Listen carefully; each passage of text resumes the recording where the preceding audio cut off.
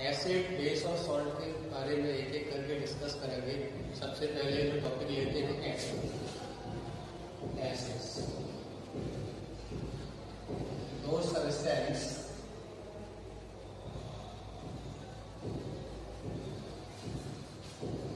which have sour in taste,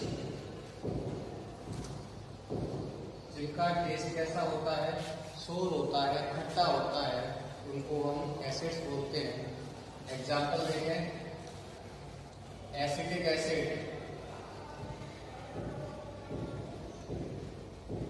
और उसके अंदर कौन सा एसिड होता है, acetic acid. Acetic acid vinegar के अंदर होता है। Acetic acid found in vinegar. Vinegar के अंदर कौन सा होता है, एसिटिक एसिड। दूसरा एग्जाम्पल लूं, citric acid. Citric acid found in lemon, orange. इनमें जो होगा वो सिट्रिक एसिड होगा। Lactic acid, lactic acid found in milk. जो होता है हमारा सोर होता है, लैक्टिक एसिड प्रेजेंट इन सोर मिल्क, यानी खट्टा दूध जो होता है, लैक्टिक एसिड फाउंड इन सोर मिल्क। तो इस तरीके से हमने देखा, एसिटिक एसिड विनेगर के अंदर है, सिट्रिक एसिड लेमन के अंदर है, लैक्टिक एसिड जो खट्टा दूध है उसके अंदर होता है, और भी एसिड है जैसे फॉर्मिक एसिड। जितने भी जो डंक मारने वाले इंसेक्ट होते हैं मोस्टली उनके अंदर फॉर्मिक एसिड होता है। टार्टरिक एसिड हल्दी है, कच्चे हुए फल हैं, इनके अंदर टार्टरिक एसिड होता है। ऑक्जेलिक एसिड टमाटो के अंदर होता है। तो हम देखा, हमने एग्जाम्पल से क्लियर किया कि जिनका स्वाद खट्टा होता है उनको हम क्या बोलते हैं, एसिड। अब एसिड का आगे क्लासिफिकेशन पढ़ेंगे, क्लासिफिकेशन ऑफ एसिड।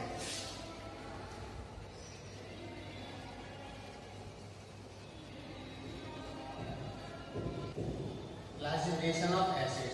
तो इसका जो क्लासिफिकेशन है डिपेंड्स करता है कि किस तरीके से है। तो पहला है on the basis of source. On the basis source यानी उत्पत्ति के आधार पर कहां से उत्पन्न किए जाते हैं, इसका बेस क्या है, उसके आधार पर पहला लिया है हमने on the basis of source. Source क्या है, इसका बेस क्या है। पहला है इसका, नंबर P डालता हूं इसके अंदर, ऑर्गेनिक एसिड, यानी ऐसे एसिड्स जो प्लांट से या एनिमल से ऑब्टेन होते हैं उनको बोला जाता है organic acids. Those acids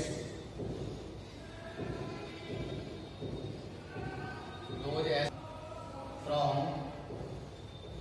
plant and animal, plants and animals are called organic acids. Plant से या एनिमल से जो एसिड्स हमें मिलेंगे उनको हम बोलेंगे organic acids.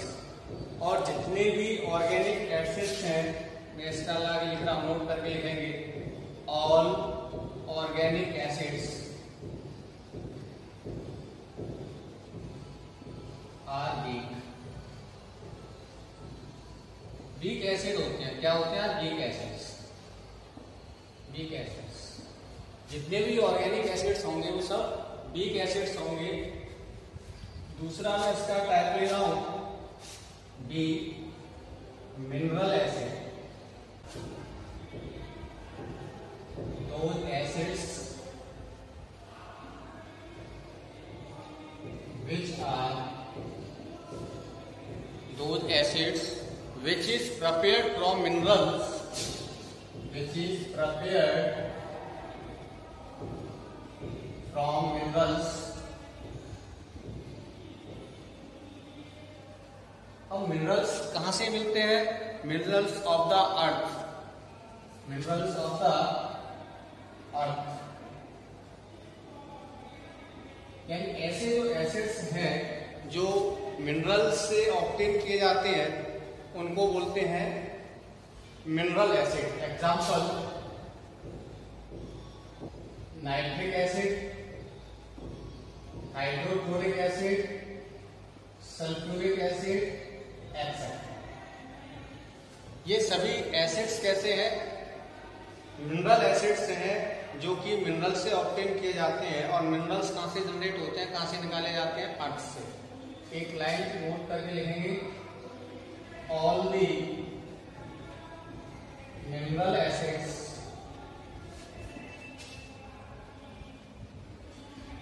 Are strong except carbonic acid. Carbonic acid को छोड़ करके जितने भी हमारे एसिड्स हैं वो कैसे होते हैं? स्ट्रॉन्ग होते हैं।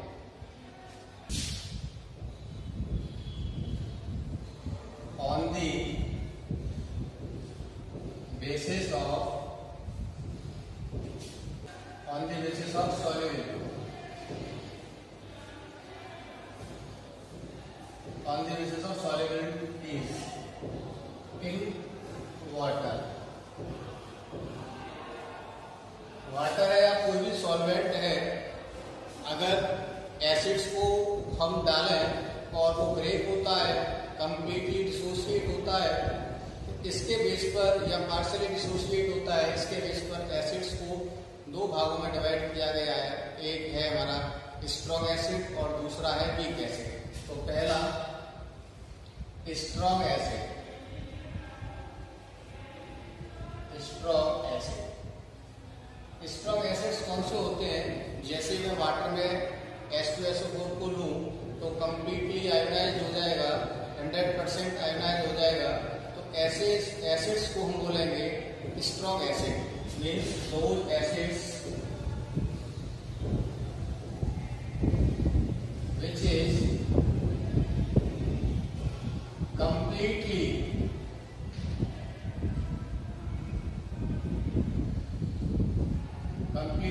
ionized या completely dissociates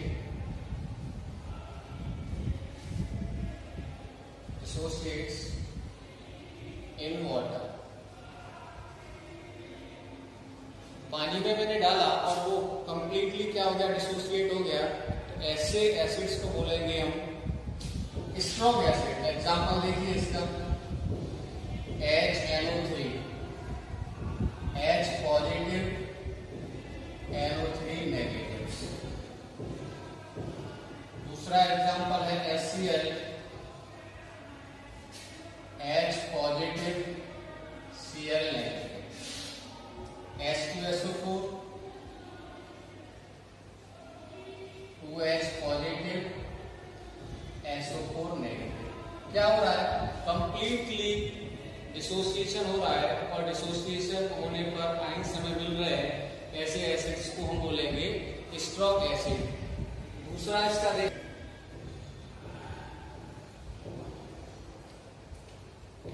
weak acids. Those acids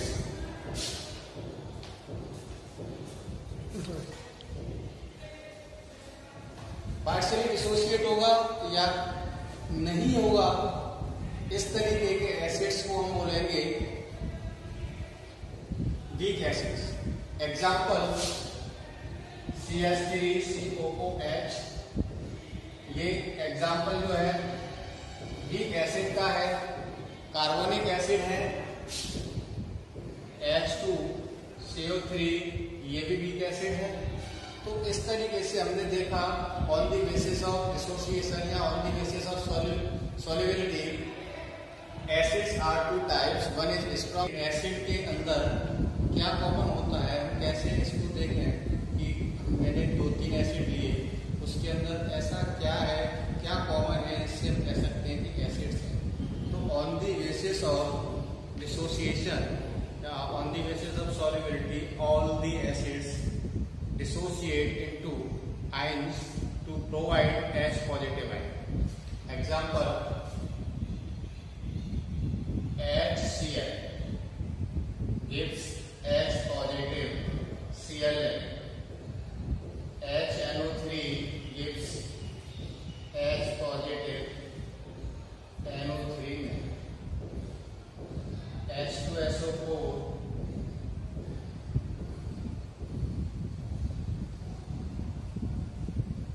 2H positive and SO4 negative. तो मैं इसमें तीनों में क्या देख रहा हूं, तीनों के अंदर जो कॉमन है हाइड्रोजन आयंस जो है, यानी hydrogen ion, hydrogen ions common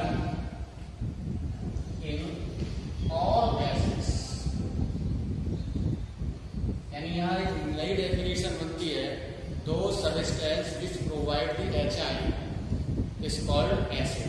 यानी एसिड वही होंगे जो एच आयन देंगे, और जो एच आयन नहीं देंगे वो एसिड नहीं है. अब मैं ये देख रहा हूँ, मेरे पास ये दिख रहा है आयंस है.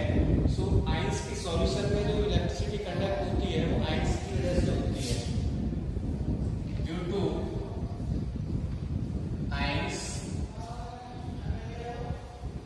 they conduct electricity. अब यहाँ एक क्वेश्चन आता है, glucose and alcohol electricity conduct नहीं करते हैं. यानी glucose and alcohol do not conduct the. मैं क्वेश्चन लिख रहा हूं, glucose and alcohol do not conduct electricity.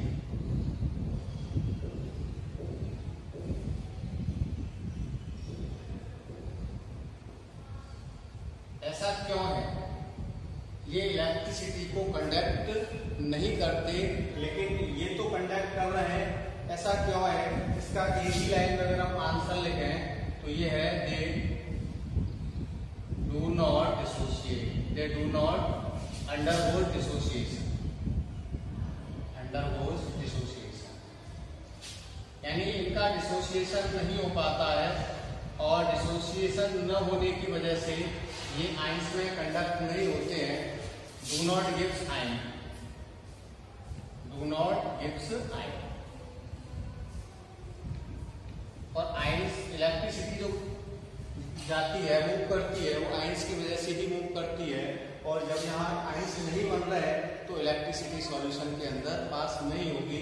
तो इससे यहाँ एक क्वेश्चन आता है कि ग्लूकोज और एल्कोहल इलेक्ट्रिसिटी कंडक्ट नहीं करते हैं, जबकि ये भी सॉल्यूशन फॉर्म में है और ये भी सॉल्यूशन है. ऐसा क्यों है? क्योंकि इसके अंदर आयंस नहीं है और इसके अंदर आयंस है, और ये इलेक्ट्रिसिटी कंडक्ट कर सकते हैं और ये इलेक्ट्रिसिटी कंडक्ट नहीं कर सकते. दो तरीके से आगे फिर से क्लासिफाई किया गया है, कंसंट्रेट एसिड और डाइल्यूट एसिड. अब कंसंट्रेट एसिड के minimum amount of water, minimum क्या होगा इसके अंदर, minimum amount of water. In case of concentration minimum amount of water takes place, while in case of dilute solution,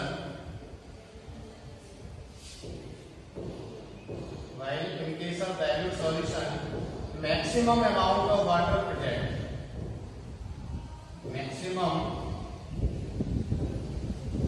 amount of water present. इसमें ध्यान रहे कि जो डाइल्यूट सॉल्यूशन बनाया जाता है वो हमेशा वाटर के अंदर एसिड ही डाला जाता है. ये मान लें कोई कंटेनर है और इसमें वाटर डाला हुआ है, और वाटर के अंदर हम धीरे धीरे धीरे ड्रॉप बाय क्या डालेंगे, एसिड डालेंगे, और इस तरीके का जो सॉल्यूशन होगा उसे बोलेंगे डाइल्यूट सॉल्यूशन. इस तरीके का जो सॉल्यूशन होगा उसे बोलेंगे डाइल्यूट सॉल्यूशन। अगर ये प्रोसेस रिवर्स कर दी जाती है कि वाटर को अगर एसिड में डाला जाए तो एक मैक्सिमम हीट जनरेट होगी, बहुत ज्यादा हीट जनरेट होगी जो कि वाटर को इवेपोरेट करेगी और इसके बाद वाटर जंप करके हमारे कपड़ों को, हमारे शरीर को नुकसान पहुंचा देता है। इसलिए हमें ये याद रहे कि जब डाइल्यूट सॉल्यूशन किया जाता है एसिड के अंदर वाटर ही डाल। ऑर्गेनिक